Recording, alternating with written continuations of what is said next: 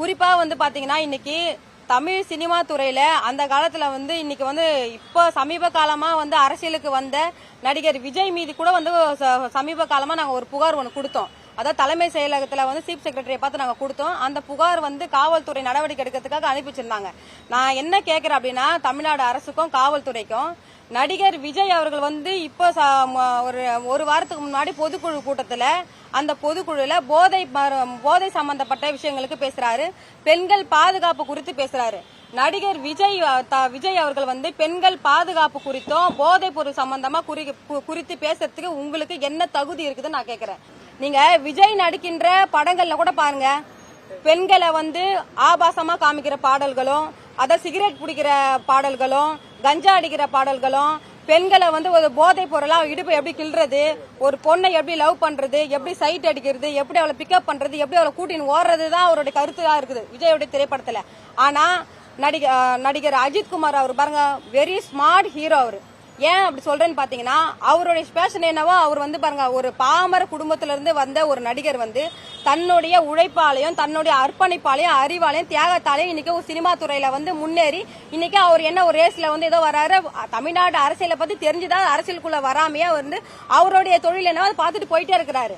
தமிழக இளைஞர்கள், தமிழ் மக்களும் நடிகர்கள் அப்படிதான் நாங்க எதிர்பார்க்கிறோம். ஆனா விஜய் அவர்கள் எப்படி, நீங்க உங்க அப்பா இல்லனா நீங்க யாருன்னு தெரியுமா?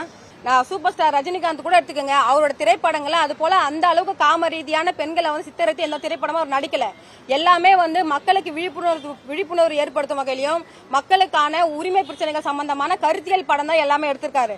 அதே போல அஜித் குமார், பல்வேறு நடிகர்கள். ஆனா நடிகர் விஜயை பொறுத்த வரைக்கும் அவர் நடிக்கின்ற படங்கள் எல்லாமே எப்படி பெண்களை பாலியல் ரீதியா அச்சுறுத்தலாம், எப்படி இளைஞர்களை மடைமாற்றம் பண்ணலான்ற திரைப்படம் தான் அவர் நடிச்சிருக்கிறார். அதனால இந்த நேரத்துல நான் எதுக்காக அவர் குறிப்பிட்டு சொல்றேன்னா, இன்னைக்கு மதவாத சக்திகளுக்கு எதிராக ஒரு உண்மை சம்பவத்துக்கு இன்னைக்கு கேரளால இருக்கக்கூடிய கேரளா நடிகர் மோகன்லால் நடிச்ச இந்த திரைப்படத்துல ஏன் தமிழ்நாட்டில் இருக்கக்கூடிய விஜய் எல்லாம் ஏன் அந்த படத்துல ஏன் நடிக்கல? அப்ப நீங்க யாரு அனுப்பிச்சு தமிழ்நாடு அரசியலுக்குள்ள அரசியல் செஞ்சுட்டு இருக்கீங்க? இது தமிழ்நாட்டு மக்கள் ஒரு கேள்வியா முன்வைக்கிறாங்க. இது சம்பந்தமா தான் எம்பரான் திரைப்படத்துக்கு பாதுகாப்பு கேட்டு இன்னைக்கு திரையரங்குகளுக்கு காவல்துறை பாதுகாப்பு கொடுக்கணும், பொதுமக்களுக்கு பாதுகாப்பு கொடுக்கணும் புகார் மனு அளிச்சிருக்கோம். விஜய டார்கெட் பண்ணணும் இல்லனா, எம்பரான் திரைப்படத்துல தமிழ் அது போல கதைகள். ஆமா, அது ஏங்க அவர் தானங்க இன்னைக்கு தமிழ்நாட்டுல சூப்பர் ஸ்டார்னு சொல்லிக்கிறாரு. அவர் தான் இன்னைக்கு தமிழ்நாட்டுல போன 10 வருஷத்துல என்னெல்லாம் தமிழ்நாடு அரசு எவ்வளவு ஒடுச்சு அதிமுக கவர்மெண்ட்ல. நாங்களே எழுந்து வரல, பொண்ணுங்க, நானு பொண்ணு. நாங்களே 17 வயசுல இந்த மண்ணுக்காகவும் மக்களுக்காகவும் அந்த மண்ணோட உரிமைக்காக போராடி 3 வாட்டி சிறைக்கு போயிருக்கேன். 22ல ஒரு சிறை, 26ல ஒரு சிறை, 30 வயசுல ஒரு சிறை கண்டிருக்கேன் நானு. நடிகர் விஜய் அவர்களை இப்ப நாளைக்கு போன சொல்லுங்க, சிறைக்கு போக சொல்லுங்க. இந்த மே மாசம் வேலை நாளா சிறைக்கு போயிருக்கிறேன். ஏன் கேளுங்க. அப்பயா அவர் யாரு, அவருடைய சீன் என்ன, அவர் இப்ப பனையூர்ல கெஸ்ட் ஹவுஸ்ல இருக்கிறாரு. அது போலலாம் இருக்காது. ஏசி ரூம் எல்லாம் போட்டு மேக்கப் மேன் பக்கத்திலேயே, டைலாக் மேன் பக்கத்திலேயே இருந்தாலும் பேச முடியாது. ஒரு நாள் நடிகர் விஜய் இது போல பத்திரிகையாளர் சந்திப்புல நீங்க கேக்குற கேள்வி என்ன கேக்குறீங்க பாருங்க, கேள்வி அது போல கேள்வியை நடிகர் விஜய் கேட்டு பாருங்க. அதாவது 1 to 1, அதாவது நேருக்கு நேர் ஃபேஸ் டு ஃபேஸ் ஆகி பார்த்து பேச சொல்லுங்க, முடியாது. ஏன்னா பக்கத்துல இருக்கவங்க என்ன டைலாக் கேட்டு பேப்பர் கொடுக்கணும் கையில.